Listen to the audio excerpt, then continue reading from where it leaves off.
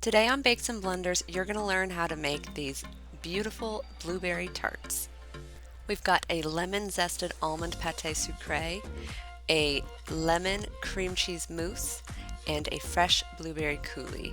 They're delicious and they're not too difficult to make, so let's get started. First, we're going to make our almond pate sucree.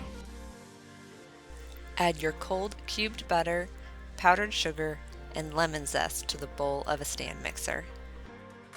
On a low speed, beat everything together until it's nice and smooth. You can find links to these recipes in the description box below this video. Stop and scrape the bowl down, then add the egg and beat until it just begins to incorporate but has not mixed in completely.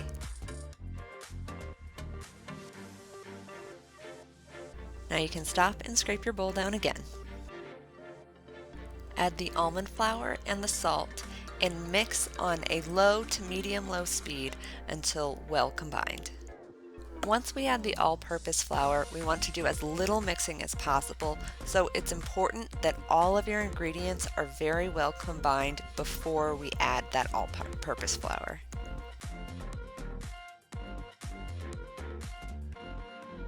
Scrape the bowl down again and add your all-purpose flour.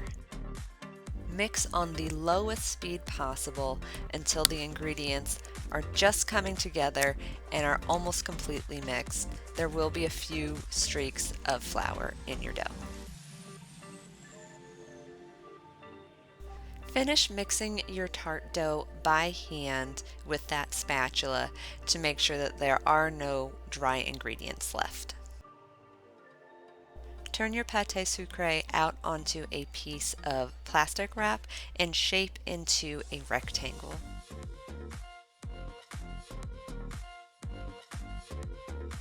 Then you're going to slice that in half and wrap each half separately in cling wrap. Chill in the fridge for about 10 to 15 minutes. Take one of your portions of cold pate sucree and put it between two sheets of parchment paper.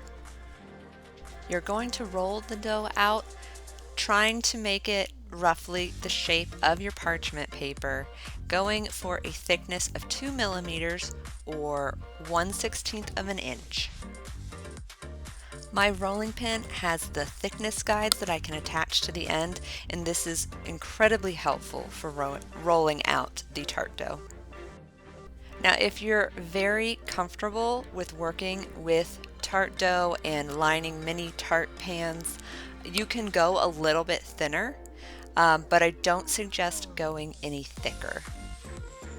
Once you have your pate sucree rolled out to the appropriate thickness and size, you're going to place this flat in the freezer for about 20 to 30 minutes. Take out your second portion of dough and roll that out in the exact same manner and place that sheet of dough in the freezer and wait 20 to 30 minutes. Take one of your tart rings and use it to cut out circles for each of your tart rings.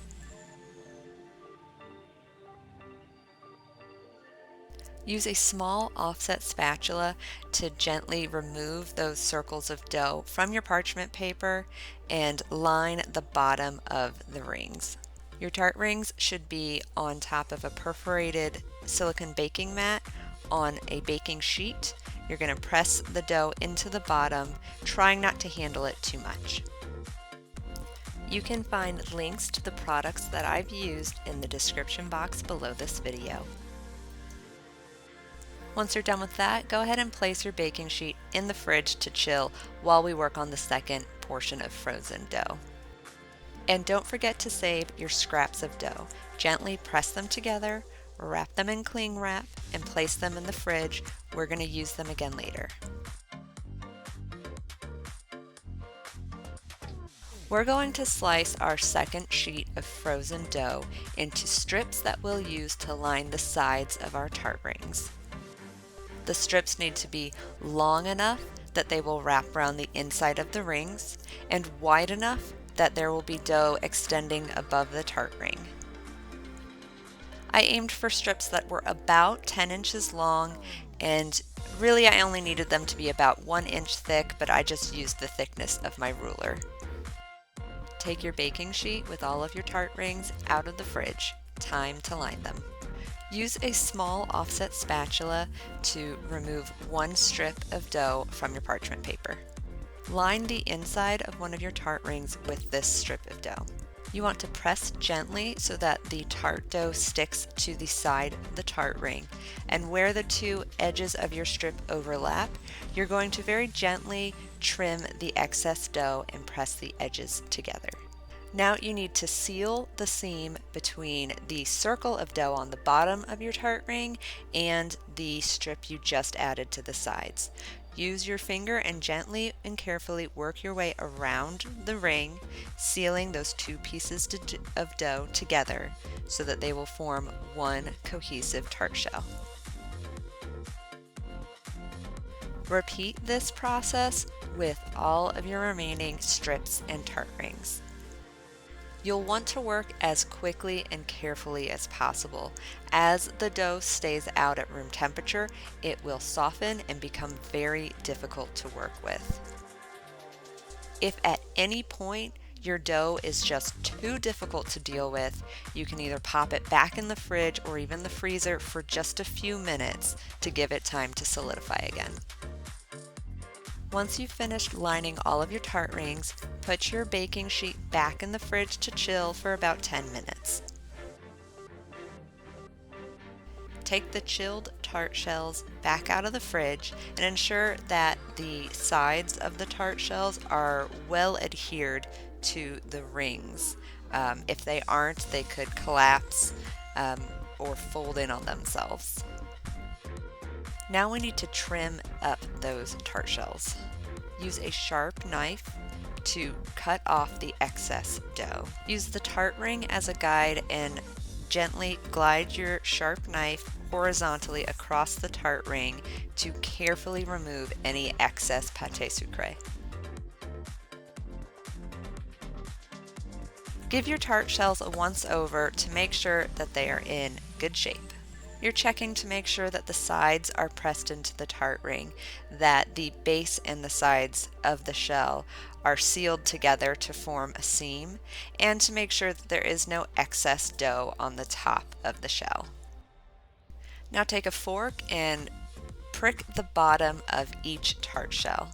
You're going to make quite a few pricks in each tart shell. This is going to allow the steam to escape while the tart shells are baking and will prevent them from puffing up and rising in the oven. This way, we don't need to add any pie weights. Chill the tart shells for about 10 to 15 minutes in the fridge. Then we're going to put them in the oven, which is preheated to 315 degrees Fahrenheit, for about 25 to 30 minutes. You want them to be a nice light golden brown. Depending on the thickness of your dough, you may need a little more or a little less time in the oven than my recipe calls for. Cool on the pan for about 10 to 15 minutes, and then you can remove the rings and transfer the tart shells to a cooling rack. Cool completely, and if you're not using them the same day, put them in an airtight container and you can keep them on the counter for a day before filling them. See those bumps on the side of your tart shell? We can quickly, easily get rid of those. Simply grab a zester or a very fine grater and gently shave off those pokey bits. You want to make sure that you're holding the shell carefully because you don't want to break it with your hands and you don't want to go too hard with the zester. You're just gently working your way around the shell, shaving off any excess bits of dough that are sticking out. This is completely optional and is purely for aesthetics. Just make sure that if you are going to do it, wait until the tart shells have cooled completely. Now don't forget, we had all of those scraps left over from lining our tart rings and we don't want to waste that.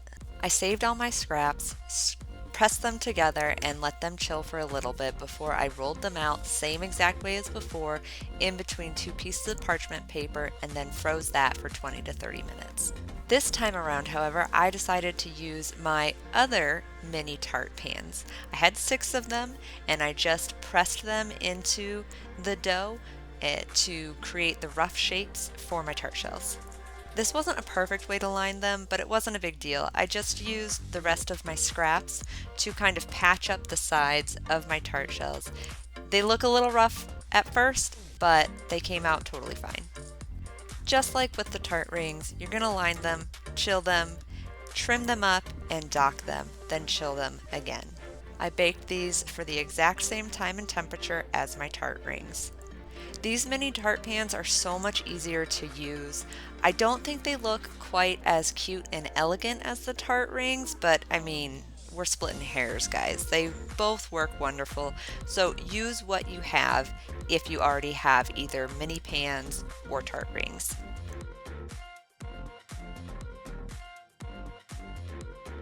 Alright guys, the hard part's over. Let's get on to the lemon cream cheese mousse. Combine the sugar and water in a small saucepan and go ahead and put over medium heat.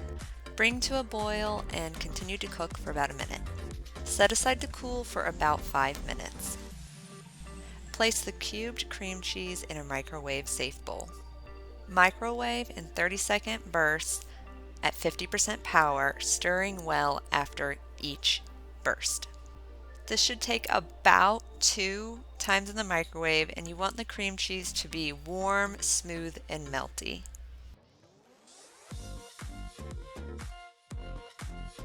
Add the warm sugar syrup and whisk until well combined and there are no lumps.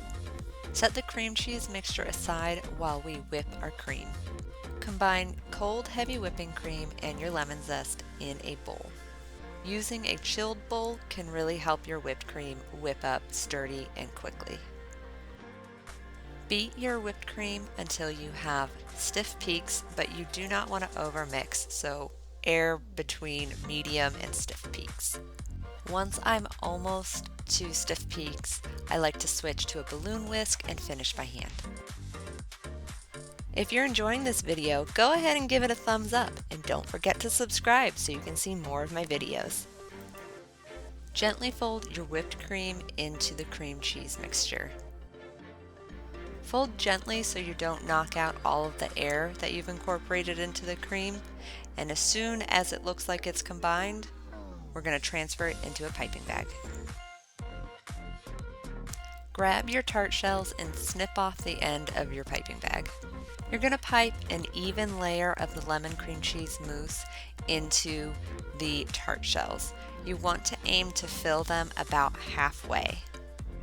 This recipe makes enough mousse to evenly fill 11 or 12 tarts. I was able to make 11 tart shells and I used up all of my mousse. Once you've filled the tarts, you want to give them a little jiggle just to even out the mousse. Now place these tarts in the fridge while we prepare our blueberry coulis.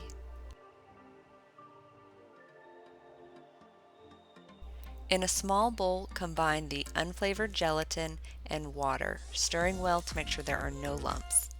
Set aside to bloom. In a saucepan, combine your fresh blueberries, sugar, and lemon juice.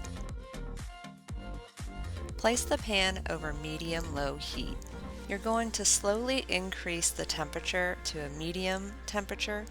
We don't want the sugar to burn, so you want some of the juices from the berries to start releasing before we get to a very high temperature. As the blueberries begin to release their juices, you can increase the heat to a medium-high temperature. Bring the mixture to a boil, then reduce the heat to medium. Continue to stir constantly and simmer the mixture for about 15 minutes. As you cook, you'll notice that the blueberries will begin to burst, release their juices. The mixture will become thick and glossy and very mushy. You won't see a lot of intact berries. Use an immersion blender or a food processor to puree the blueberry mixture until it is completely smooth. Pour the smooth mixture through a sieve into a bowl. Take your time to stir the mixture in the sieve, press on it to get all the juices out so that we can take out all of the skin and seeds. Add the bloomed gelatin to the hot blueberry mixture and stir until the gelatin has completely dissolved. At this point, your blueberry coulis should be warm but not hot, so it's time to grab your tart shells and we're going to top them off. Carefully spoon the blueberry coulis on top of the lemon cream cheese mousse. I managed to make a slight mess on the first tart, but I didn't make any other messes, so I'm going to count that as a win. You want to fill the tarts all the way to the top, but be careful that you don't overfill. You can always add a little bit more, but if you overfill, it's just going to be messy. I had enough blueberry coulis to fill all 11 of my tarts. I had a tiny bit left over, so there's definitely enough. If you're able to get 12 tarts out of the dough, there's enough coulis for that. If you need to, pick up the tart and tilt it to swirl the blueberry coulis around to get a nice even layer. Place your tarts back in the fridge to allow the mousse and the coulis to set up completely. You'll want to give them several hours, and it is okay if you prepare them a day in advance. If you have any extra blueberries lying around, you can top the blueberry tarts with them once the coulis is set. If you do it before it's set, it could splooge all over and be a little bit of a mess. These blueberry tarts are bursting with flavor. The crisp pastry shell has a subtle lemon flavor. Then you've got the lemon cream cheese mousse, which is creamy and citrusy, topped with that fresh, juicy flavor of blueberries. Thank you so much for watching this video. I really hope you enjoyed it. If you'd like to see more of my recipes, check out the screen right now. I'll see you in the next one. Happy baking!